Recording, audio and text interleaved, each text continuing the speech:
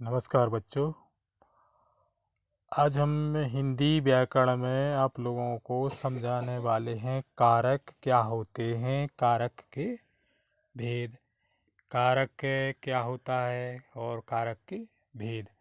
तो कारक क्या होता है, सबसे पहले कारक की परिभाषा, कारक किसे कहते हैं, सबसे पहले इनको थोड़ा सा समझ लो। परिभाषा इसकी क्या है? संज्ञा या सर्वनाम के जिस रूप से उसका संबंध वाक्य के अन्य शब्दों तथा क्रिया के पदों के साथ प्रकट होता है उसको हम कारक बोलते हैं।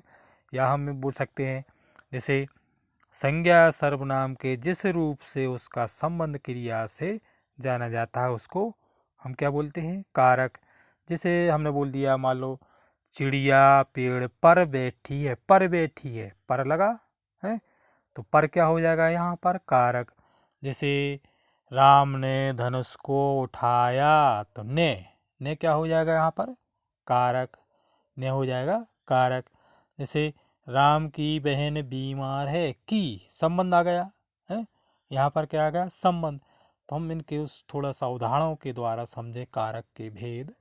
तो डेफिनेशन तो आप लोगों को समझ में आ गई होगी। संज्ञा या सर्वनाम के जिस रूप से जिसके उसका संबंध क्रिया से जाना जाता है उसे हम कारक कहते हैं। तो ये परिभाषा याद रखना।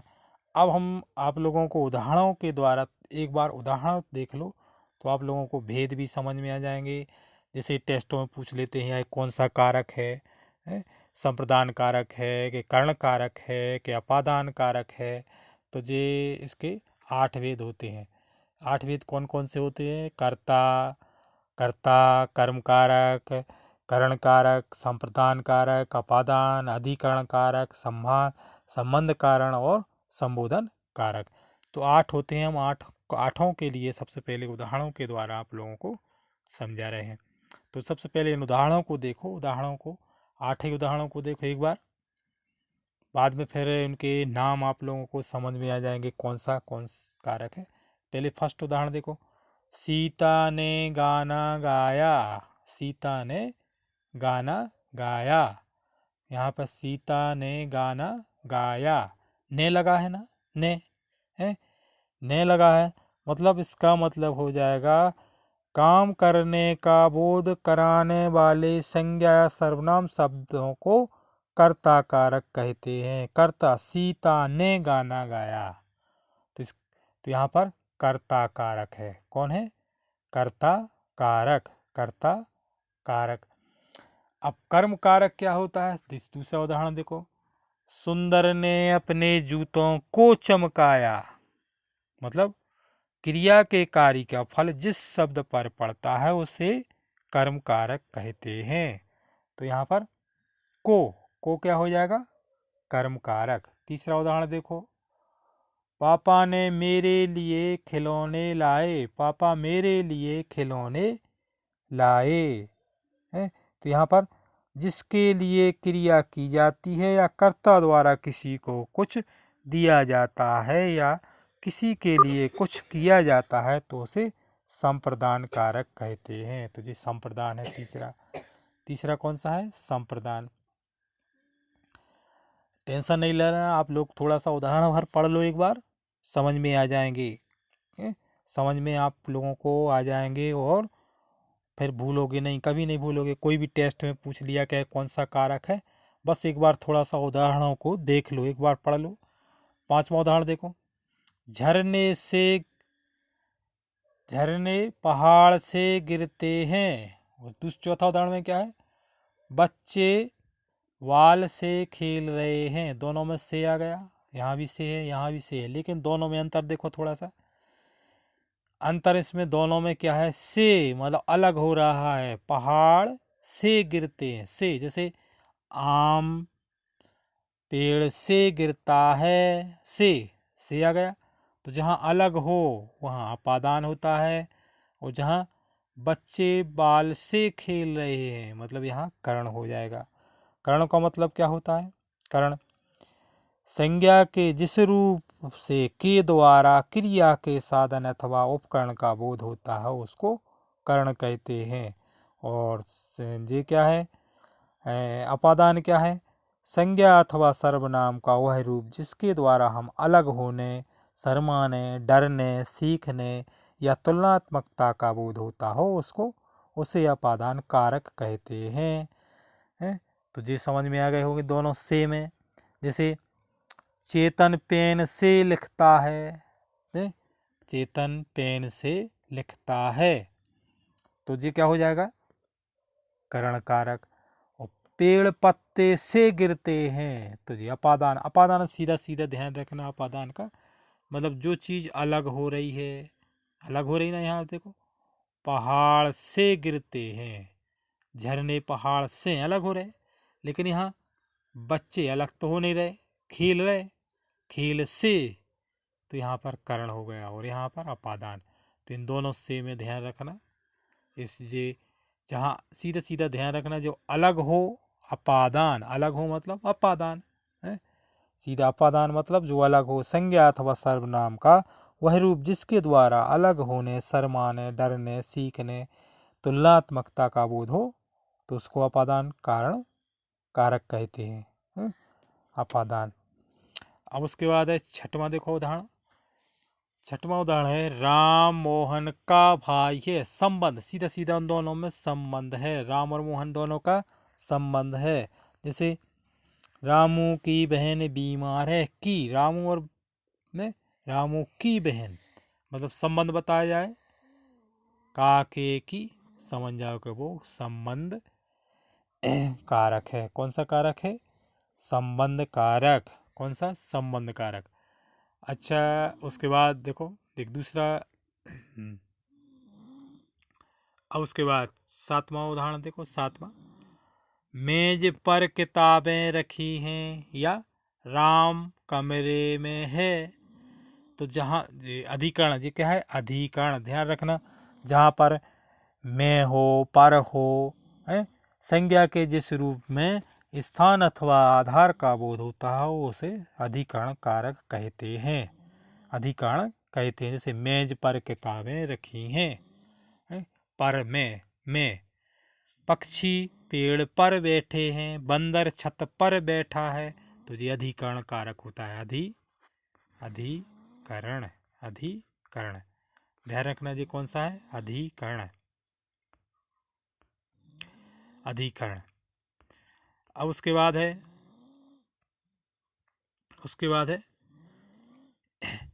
हे प्रभु मेरी सहायता करिए। हे, जहाँ पर कोई भी शब्द के जिस रूप से किसी को बुलाने, पुकारने, संबोधित करने का बोध होता हो उसे संबोधन कारक कहते हैं। जैसे हे प्रभु, जब अपन बुलाते हे प्रभु मेरी सहायता करो, अरे तुम कहाँ जा रहे हो, अरे हे, जहाँ पर बुलाने, पुकारने, संबोधन करने का बोध होता हो, तो समझ जाओ वहाँ पर कौन सा कारक होता है? संबोधन कारक। तो ये दोनों तो आप लोग समझ में आ गए होंगे। अधिकरण, ये तीन देखो यहाँ से ध्यान से। संबोधन, जहाँ आप संबोधन करते हैं हे, तो हे कौन सा है? संबोधन कारक। कोई भी स्थान हो, जैसे राम कमरे में है, पर हो और में हो, तो ये अधिकरण। कौन सा है? ये अधिकरण। और अपादान, जब दो वस्तु अलग होती है, कोई अलगाव होता है, अलग हो रहा, आकाश से पानी गिर रहा है से, और यहाँ पर जैसे एक मतलब ये है, जैसे बच्चे बाल से खेल रहे हैं, तो ये कर्ण कारक है। ये क्या है? कर्ण कारक। लग तो हो नहीं रहा है? अच्छा, संप्रदान, संप्रदान ध्यान रखना। संप्रदान मतलब पापा मेरे लिए, जिसके लिए, के लिए, उसके लिए है, तो आए तो समझ जाओ कि वो संप्रदान है। और कर्ता और कर्म। कर्ता मतलब सीता ने गाना गाया, उसने पढ़ाया, वह उसने पढ़ाया, उसने खाना खाया, है, मोहन ने क्रिकेट खेला, ने, तो समझ जाओ उस कर्ता। ये क्या है? कर्ता, कर्ता कारक, मतलब काम करने का बोध कराने वाले संज्ञा या सर्वनाम शब्दों को कर्ता कारक कहते हैं। तो यहाँ जे 8 भेद हैं, 8 भेदों को आप लोग अच्छे से समझ गए होंगे। उदाहरण पहले सबसे पहले उदाहरण देखो। उदाहरणों में यहाँ पर ने फर्स्ट में ने कारक है। कौन सा कारक है? कर्ता। सेकंड में को, तो सेकंड में को, तो को क्या हो गया? कर्म। को हो गया कर्म कारक। यहाँ पर थर्ड में के लिए, तो के लिए क्या हो जाएगा? संप्रदान। और यहाँ पर चौथे में से, तो से क्या सा हो जाएगा? करण। और फिर उसके बाद से अलग अलग हो रहा है ना, अलग झरना अलग हो रहा है, तो अपादान। फिर यहाँ संबंध, किसी का जब संबंध बताया जाता है, राम और मोहन का संबंध है, तो जिसका क्या हो जाएगा यहाँ पर? संबंध कारक। और यहाँ पर है, में है, कोई वस्तु कहीं पर रखी हो, ध्यान रखना, कोई वस्तु कहीं पर रखी हो रे, मैं उस पर, ऐसे छत पर बंदर बैठे हैं, पक्षी पेड़ पर बैठे हैं, तो जी समझ जाओ कौन सा कारक है? अधिकरण। संज्ञा के जिस रूप से स्थान अथवा आधार का बोध होता हो उसको अधिकरण कहते हैं। कौन सा कारक? अधिकरण कारक कहते हैं। फिर उसके बाद है हे, अपन बुलाते हैं, पुकारते हैं, सजिश शब्द शब्द के जिस रूप से किसी को बुलाते हैं, पुकारते हैं, संबोधित करते हैं, तो उसको क्या बोलते हैं? संबोधन कारक। संबोधन कारक। तो जी ध्यान रखना। अब जैसे राम की बहन बीमार है, तो संबंध कारक हो गया। चिड़िया पेड़ पर बैठी है, अधिकरण। कहीं पे भी स्थान हो उस पर, तो समझ जाओ कि वो अधिकरण है। संबोधन में हम बुलाते हैं, कर्म में कर्ता कोई कार्य करता है, मतलब काम करने का बोध कराने वाले संज्ञा या सर्वनाम शब्दों को कर्ता कारक कहते हैं। तो आप लोगों को ये समझ में आ गए होंगे कर्ता कारक, कारक के भेद, कारक क्या होता है, तो आठों के सबसे पहले उदाहरण पढ़ लेना। उदाहरण पढ़ के उस शब्द को यहाँ पर ध्यान से, ने कारक है, दूसरे में को, तीसरे में के लिए, चौथे में से, पांचवें में से। लेकिन इन दोनों से का ध्यान रखना, जहाँ अलग होता हो अपादान, और जहाँ अलग नहीं होता हो वो कर्ण। तो जैसे अलग हो रहा है, झरने पहाड़ से अलग हो गया है, राम मोहन से अलग हो गया मतलब अपादान। और राम वाल से खेल रहा है, वह पेन से लिख रहा है, तो समझ जाओ कि वो कर्ण कारक है? और जहाँ पर कोई संबंध होता है, तो समझ जाओ कि वो संबंध कारक है। और जहाँ पर कोई स्थान होता है, उस स्थान संज्ञा के जिस रूप से स्थान अथवा आधार का बोध होता हो उसको हम क्या बोलते हैं? अधिकरण कारक। वो जब हम बुलाते हैं किसी को, तो बुलाते हैं जैसे हे, तो हे क्या हो जाएगा यहाँ पर? संबोधन। हम संबोधन कर रहे हैं, हे प्रभु मेरी सहायता करिए, तो यहाँ पर हे क्या हो जाएगा? संबंध कारक। तो हमें उम्मीद है कि आप लोगों को ये कारक और कारक के भेद समझ में आ गए होंगे। अब और भी व्याकरण से संबंधित हमने वीडियो बनाए, जैसे संज्ञा है, क्रिया विशेषण है, प्रत्यय है, उपसर्ग है, संधि के भेद हैं, समास है, तो उनको आप लोग ज़रूर देख लेना। तो हमें उम्मीद है कि आप लोगों को ये कारक के भेद समझ में आ गए होंगे।